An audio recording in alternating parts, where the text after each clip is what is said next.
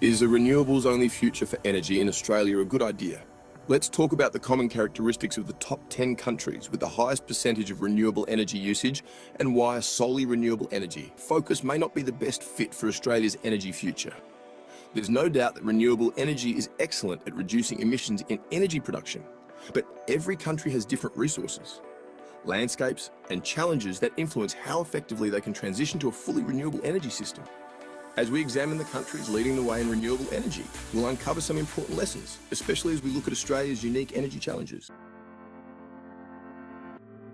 What's interesting about the top 10 countries for renewable energy usage as a percentage of all electricity? The countries with the highest percentage of renewable energy usage typically include nations like Norway, Iceland, Paraguay, Costa Rica, Uruguay, and New Zealand. Let's discuss what has made these countries so successful at deploying renewable power. These countries have a few things in common that make renewable energy a viable primary source for their power needs. Countries like Norway, Paraguay, New Zealand, Iceland, and Brazil have an abundance of hydropower resources. Hydropower is not only renewable, but also incredibly reliable as a source of baseload power. This means that these countries can depend on a steady, continuous flow of energy from their vast river systems and reservoirs. Geothermal energy. Countries like Iceland, New Zealand, and Costa Rica benefit from substantial geothermal energy potential, allowing them to tap into the Earth's natural heat as a consistent energy source. This provides them with another form of baseload energy that doesn't rely on weather conditions like wind or solar. Small population and land area. Many of these countries are relatively small in both population and land area, which makes it easier to develop renewable energy infrastructure. With less demand to meet and shorter transmission lines to manage, they can more easily integrate renewable resources into their grids without significant disruption. Existing infrastructure and regional proximity. Many European nations, for example, can rely on neighbouring countries to import electricity if needed. This gives them flexibility that countries like Australia don't have. In Europe, interconnected grids allow countries to manage periods of low renewable generation by importing from other nations with excess supply. What does this tell us? These other countries are succeeding with renewable energy because they have unique geographical advantages, existing infrastructure, or access to multiple forms of renewable energy.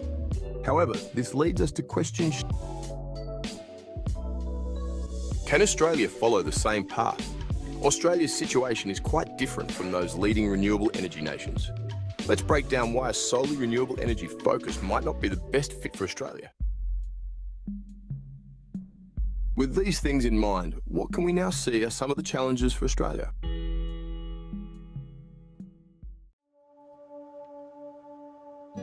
Unlike Norway or Brazil, Australia does not have vast river systems and large-scale hydropower resources. Our dry climate and limited water resources make hydropower a much smaller part of our renewable energy mix. This is a significant drawback, as hydropower is one of the few renewable energy sources that can reliably provide baseload power 24 hours a day, 7 days a week. Limited geothermal resources. Australia also lacks significant geothermal energy potential. While countries like Iceland can rely on their abundant geothermal energy to generate consistent power, Australia's geography simply doesn't provide enough geothermal resources for widespread use. This limits our ability to have a diverse mix of renewable energy sources, making it harder to manage energy demand with renewable options alone. Transmission infrastructure challenges.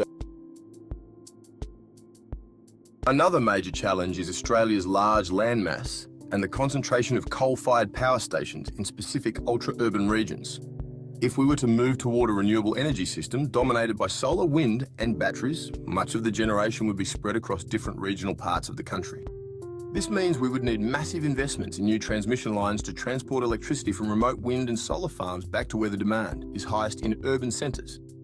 The current government has not been forthcoming on the cost of this infrastructure. Australia's current electricity grid was designed around centralised coal-fired power plants.